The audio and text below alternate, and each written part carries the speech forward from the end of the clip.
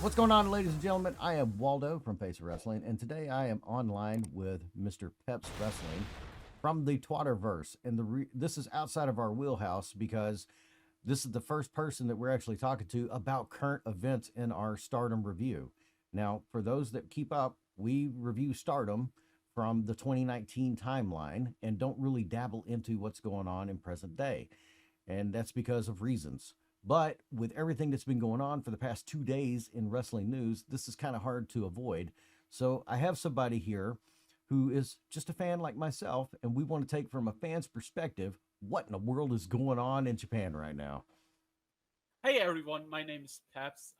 If you don't know me, I'm, not really a bit popular on Twitter because I write for WrestlePurists, for example, and for the Five Star Network. And my main thing is I cover Joshi wrestling, especially Stardom. I do the Joshi guide where I cover every Joshi wrestling that you can imagine weekly. And I'm glad to be the real first guest outside as a fan here on the show. I'm love to talk about it, especially just how you mentioned it. You are more an old school fan, while more a fan that got into Stardom more recently than others. So it's going to be interesting how our views will be on this, well, interesting topic that will change Stardom forever. Absolutely. And so for, our background is that we grew up in territory wrestling here in Texas for NWA, and I grew up in like the perfect area for WCCW, Mid South, and Houston wrestling. And then eventually it was WWF and WCW, and I took a break. A lot of that had to do with work, but around 2016 ish was when we started getting into Stardom over here, and it renewed our interest in wrestling. Not only for the actual wrestling side of it, but the athleticism, and it was something different, and it was definitely on its way to the stratosphere for mainstream likability. And like it or not, with everything that's going on, Stardom is the top women's promotion to go to if you want to make a name in women's wrestling, and I'm happy Yeah, for them. we have Just seen it just recently, of course, with Mariah May, who's now in AW, who made her big breakout in Stardom, Mang Bain, who raised her stock here, and of course, all these other Joshi wrestlers over the past years that will either already had their breakout in the US or will in the future, just like Julia, for example. I think that the wanting to break out in the U.S. is kind of a stigma that's put onto wrestlers Oh yeah, worldwide. of course. There's always gonna be some that don't want to do it, and I think the majority aren't like that. But there's always gonna be a few that will at least make this breakout in the US in the future. We do not cover specifics of like how much somebody gets paid. We normally don't. We try to avoid any backstage stuff. We're not reporters. We're not wrestlers, nor do we claim to be. We're fans. And if a wrestler's making a bigger paycheck than they are over here in the states, we're happy for them. And like just for an example, Okada, the whole situation surrounding him and potentially coming to the states for either AEW or WWE, whoever it is. At the end of the day, I want y'all to realize we don't care. We just want to enjoy wrestling. But it's hard to imagine that somebody like him with his background, because for those that don't know, he's very tied into mainstream publicity in Japan. Wrestling is not his only source of income. So if he decides to come to America for whatever company it is, at whatever pay rate and whatever storyline he wants to do, he has worked his butt off to be in a position to where he can say yes or no. And Yeah, there's nothing wrong with that. What we don't like is the tribalism between AEW and WWE fans right now, and thinking that those are the only two companies that you can work for in the world to get the notoriety. Believe it or not, oh there are plenty of other promotions out there that produce bigger talents, bigger stars, and bigger paychecks for those wrestlers in those indie markets. Believe it or not. yeah. Yeah, it's interesting. The topic we will talk about, I think you can lead into it perfectly now. We'll have a lot to do kind of with it now as well because there will be some interesting talks or like topics what will happen with the independent scene in Joshi in the future as well. So, as a reporter, as somebody who actually does this for a living, more than just your regular fan like me, give me the big points of what's going on the past couple of days for Stardom. So on February 5th, Bushiroad Fight announced that they cancelled the contract of Rossy Ogawa, who is the founder and head booker of Stardom, and it's came kind of out of nowhere. So the reason for it is they stated that Rossi tried to, I will quote them, poach wrestlers to a different organization. Later, it was reported that this organization is something totally new that Rossi is wants to create. So kind of like similar to what he did with All Japan Women back in the day, where he and some of his crew left to form Arceon, which will now happen as well with Stardom, and it's something really big. So to to get into it, Rossi has been unhappy with Bushiroad for a while now, behind the scenes. There have been reports and rumors for a while that Bushiroad have been overruling his booking, which explains recent booking decisions maybe a bit more. Um, but as well as that, wrestlers have been unhappy with it. We have openly Julia talked about it, that she's been unhappy with how things are going, and I quote, so Bush Road, have been destroying what Ogawa has been built up the last 13 years. And that's like a big red flag for Stardom or like Busher in general. And Rossi leaving didn't came out of nowhere. It was first rumored in December. Or like that was the first time I heard about it. But now it's coming out like that, especially him getting fired is a big thing. Yeah, if I read everything correctly and read the tea leaves from what we heard, I want to say it was around November, December that he announced internally that he was leaving Bushi Road as a whole. His Yes. actual end date was supposed to be what, next week or sometime like that, and 18th, yeah. so he wanted to be able to make it to the 13th anniversary show, close everything out properly according to him, and then just call it a day. And then after the show, the 13th anniversary show, they just came up to him and said, "Hey, you're out of contract. Here's a taxi. Go home." And that was it. And So he seemed to be surprised about it as well. I think his tweet stated that he was like not expecting because of course like his contract was up in 15 days, so why fire him now in terms yeah, of like that? and he had So both sides, Bushi Road and we call him Japanese Jack Tunney as a reference to old WWF stuff. Mostly because every time you see him on TV, he has the same look on his face, disgruntled. he looks So, so bored. so um, him and his hat. So, and for the old fans out there, they know they get the Jack Tunney reference. But he had told, and both sides acknowledged that he wanted to start up his own promotion. So it's not like this came out of nowhere.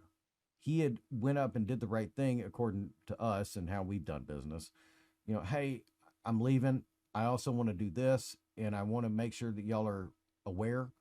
And the interview coming from President Okada over at Bushi Road stated that they wanted to do a crossover show at the 15th anniversary in 2 years from now. I mean, So, I'm sorry for laughing, but no, that you're good. like but I'm like the thing is here. Okada says, "Yeah, I'm firing Rossy Ogawa, but we can work together in two Yeah, years." exactly. That's like the most wrestling thing I've ever. Exactly. It's like nobody's ever gone from wrestling. So, but so just the fact that both sides are both confirming each other's stories makes it all the more confusing as to why they came up to uh, Rosie after the show and said you're fired. It Um, just seems like at this point they're just trying to throw dirt on him for yes, whatever reason. that's my theory as well. I think the plan now is because Rossi, I wouldn't say he's the enemy now, but he's now a rival of Stardom. Mm-hmm. And we know how Stardom has been with rivals in the past, either signing up their talents or, well, bringing them on shows or, well, just not acknowledging them or just whatever. Um, in Bushiroad in general, I'm sorry. The idea now is let's paint Rossy as the bad guy, so that the fans are still behind us and see him as a traitor. And I'm He's the sure, traitor that yeah, left our promotion, that wanted to create something new. And I don't know how the fans will eat it up, because I just don't speak Japanese, so I can't judge the Japanese audience. But I, it's definitely something. Well, it didn't end on good terms on both sides. no, and there were reports coming out, and I was quick on the gun on this more than normal because the reports coming from stateside was that Ogawa was doing this because he was trying to feed people to WWE. And that was the initial knee jerk reaction. Oh, this is why he got fired, because he was blackballing AEW. And nobody actually let the story play out from Tokyo before making these assumptions. And then it turns out that wasn't it at all. Bushiroad Yeah. and Ogawa both even said, no, that wasn't it. And you can look at the talent in both companies and see that there was nobody being held from this company or that company. There was nobody being pushed over there. There was no industrial espionage, as somebody did a meme for. But it was just the fact that, from as a fan, for us in America, it looks like that AEW wanted to do some more Forbidden Door stuff with Stardom involved because they fall under that Bushiroad umbrella. And when Bushiroad took over, they gave Ogawa creative control over Stardom, and he declined. Now, it wasn't like I don't ever want to work with you again and I'm preventing people from coming over, because as you said, there's two ladies over there right now that just made their way from Stardom, and Jamie Hayter was your AEW Women's Champion for how long? And plenty of Meg other, May was on a started contract and wasn't started. right. Under AW contract wasn't started. So it just looked like that the AEW side of this was trying to push Bushiroad to get Stardom to play along in something they didn't want to play along in. For me. Now, I'm not saying that's Yes, what I happened, but I that's think it's definitely from both sides as well. It's some kind of unluck in terms of that Bushiroad. Just to mention, Rossi obviously doesn't book doesn't book venues anymore. They're just Bushiroad now. mhm. So Bushiroad booked 2 years in a row a Stardom show. Either it was a pay per view, I think, last year. I don't know if it was a pay per view in 2022 as well, but a show on the same day as New Japan and AW had the Forbidden Door show. Oh, Of yes, course, I we don't remember this. know. Yeah, of course, we don't know how far ahead it was booked, because venues can be booked either 4 weeks ahead, Mhm. or 4 months, or maybe an entire year if the venue is something like Hurricane Hall, for example, where you need to fight for your spots, pretty much. I can tell you from So experience that the show that we actually went to a show in Hirosaki, Japan last year. And that show was booked 6 months in advance. And I had to get my tickets like the first week because I think 3 weeks later that show was sold out. But I knew 6 months before that show was happening, it was announced where it was booked, what the rates were. And I actually got the tickets for the venue before we got our tickets to fly to Japan. yeah, so that should explain it, why that didn't came along. But of course, there were other things. Like, it's not really a secret. I don't think Rossi was that high in AW, um, simply because there was some stuff in the past that definitely he didn't like. Um, there have been a story from Dave Meltzer back in 2019 where he stated that Tony, or AW in general, tried to poach Mayu Gatani away from Stardom, which he Mm-hmm. obviously didn't like. And there were other stories in the past, of course, from both sides as well. So Rossi wasn't he like he's not the perfect guy as well in the story, Yeah, not at all. and We so know. behind the scenes, like I'm not saying the guy's a sweetheart. He could be a complete jackass, and He's a businessman through and through, and we know how yeah, businessmen are in this world. but you can't deny the fact that he's gotten a lot of people a lot of money out of Mm. nothing. So whether it be through Stardom or the previous stuff he did through that, And yes, he's done some cutthroat deals because we're kind of glossing over the fact of how did Julia show up in Stardom. There was a whole to do on that one. I mean, we can just talk about how he tries to get people out of current stardom. It's pretty much the same. Well, and I I mean, think, yeah. go ahead. I'm sorry. I mean, he states, he said in the Tokyo Sports interview that the wrestlers came to him and asked him, "Yeah, what's your next plan?" While, of course, Okada stated the opposite, that Rossy went to the talent and tell him, "Yeah, I'm doing a new promotion." Um, the truth is likely in the middle, but Rossy is not here saint or something that needs to be celebrated for. Um, I wouldn't say betraying, but I don't find the right word for leaving Bushi Road here behind and starting something new because they ruined his child. I, Exclamation. as a fan, I can't fault that because I've been in similar situations in the past through my work and stuff like that. I can understand that. I respect the fact that he told them what his intentions were Yes. before he left, instead of just saying, "All right, I'm out," and then like a month later he starts something up and tries to start a promotion war. The fact that he told them is far beyond anything that happened here in the states. Um, when that happens on the indie scenes here in Texas, at least, you'll see, all right, I'm mad at this promotion. I'm going to go make my own promotion. And then they start saying, oh, you can't work here. You can't work there. And if you work for this person, you can never work for us. I, as a fan, I didn't see any of that happening over there except for Stardom slash Bushi Road trying to get the first punch in by firing him before his actual retirement date. Yeah, that is what happened, and the future of this will be interesting because, of course, we know Rossi is gonna start his own promotion. We don't know how it's getting like how it will be started. Um, if there's gonna be any backer behind it, because I'm sure Rossi has a shit ton of money after selling Stardom. He did a Because documentary. I believe it was with Vice. It was the Jungle yes, Kiona documentary, essentially, and they showed his office slash home. He makes all of our collections look silly. That man oh yeah, has he has the like 500 lucha masks. Yeah, he can't just sell two of them. he You know, he is I'm, the I'm mini pretty sure Todoken store.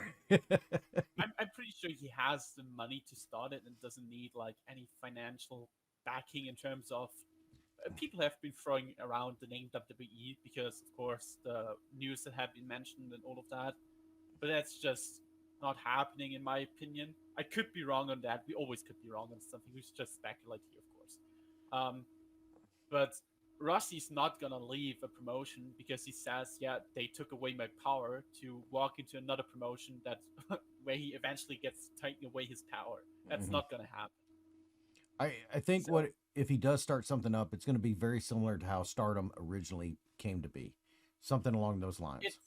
it's gonna be a it's gonna be like you will either like this or not. It's gonna be like 2019 standard pretty much from the size at that point. Not a big promotion, but a promotion that has the stars to go and sell out middle big venues. Not of course like something like Sumo Hall or something where Stardom is running right now, but Yeah, more the 2019 schedule where the Hurricane Hall shows are the big ones. which is in our timeline actually. So we just Yeah, reviewed it. We're in March right now, and March of 2019, and these crowds are slowly increasing, but they're around the 300 to 400 mark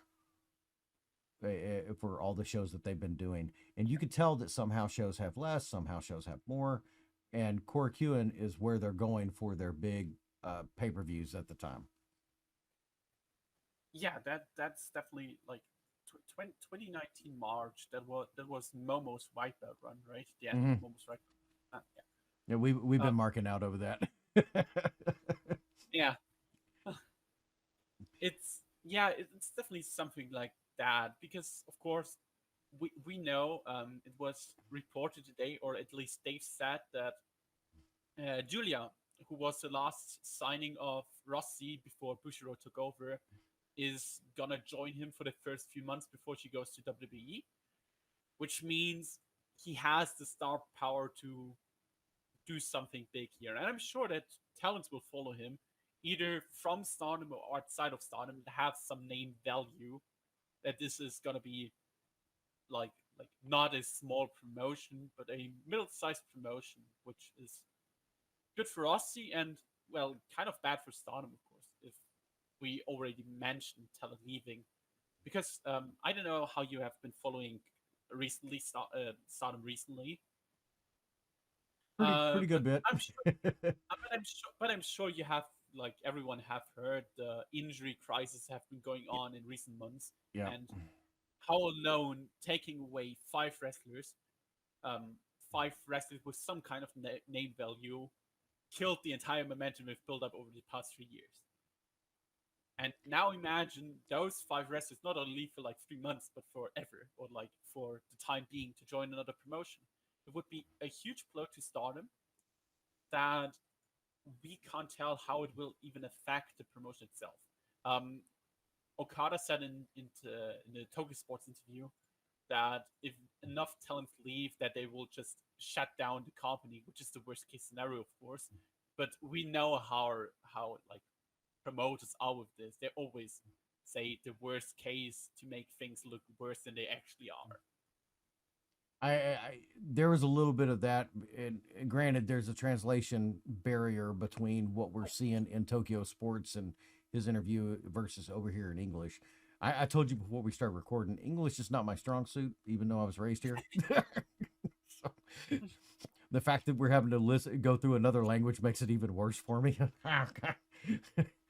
But there is a lot of doom and gloom, and I see that a lot with the especially on social medias, which is why I'm not as active as some people think I am. The wrestling fan bases have gotten so weird that they think that if somebody leaves or if somebody moves or if this doesn't happen, that it's going to be the end of the world. These promotions are not going away. Stardom will be there in some form moving into the future. It would take a crisis of monumental proportions at Bushiroad to shut down Stardom. They put a lot of money into that name and value for in just to sit there and shut it down. And And it's moving, also yeah, and it's also one of the few projects that Bushiroad has that actually makes profit. mm-hmm. So they and would not kill their only one of their money cows that they have left. and that's something that's kind of getting overlooked right now too, based on news reporting in Japan. Because sports reporting for wrestling in Japan is a little bit more intricate and detailed than it is over here in the States. Here in the States, I get aggravated with the fact that people claim to be reporters and speculate and guess and try to run storylines. Stop. I just want to know how the wrestler's doing. Are they okay? Are they not injured anymore? Are they making money? You know, I'm happy with that. And um, the news coming out of New Japan right now is that times have been better. It Yeah. is the best way to put it, and that Stardom basically is running the show for Bushiroad as far as like the financial backing right now, which is phenomenal. Because if that's true, that means that all them ladies in Stardom are getting paydays, and I'm happy for that. Yeah, that's just in the end all you want. And I'm pretty sure, even though it might be not as high as a Bushiroad because of obvious reasons, Bushiroad is obviously way more valuable and Mm. can sell way more tickets and all of that than whatever Rusty's planning. But it's not like they're gonna lose like out on 80% of their pay or something and need to work part time next to wrestling. At the end of the day, I want everybody to succeed. But Yes. more importantly, I want to see Mayu Iwatani come back to Texas. Please come back. We got to I see she her at the New Japan Strong Show in Yeah, Garland. against Bakare. Yeah, I remember. Yeah, one of the few matches she had actually with her belt. Crazy. It was a good match. I got to sit front row for that one. She did some stuff that I was like, why are you doing this? But she's always been a tumbler in the ring and make me cringe. So She's just something between genius and chaotic. I can't I kind I, of I think you that's why I'm cannot drawn to explain her. her. You just need to watch to understand her. It took me a while to get Mayu in terms of what she's actually planning in the ring. But yeah. So just out of curiosity, tell us, where can we find you? Where can we follow you? What do you want us to do for you? So you can find me on Twitter at peps_wrestling. Of course, I write for WrestlePurists, like I mentioned earlier, where I do mostly write down the results of the Stardom shows, or of course, write the Joshi guide, where I mention all kind of stuff that is happening week by week, of course, in Joshi, just as Stardom, and of course the small promotion as well, just as TGPW and all of that below. Then I also have a podcast on the Five Star Network. It's called Pura Gems, where I review once every month all kinds of happenings in the Japanese indie scene to give these matches and these promotions some more spotlight that they definitely deserve for the product they're putting out there. It's it's on Spotify and Apple, for example. Sometimes on YouTube as well, but I'm sometimes too. Well, YouTube being YouTube, so But we, yes, that's we, where you find me.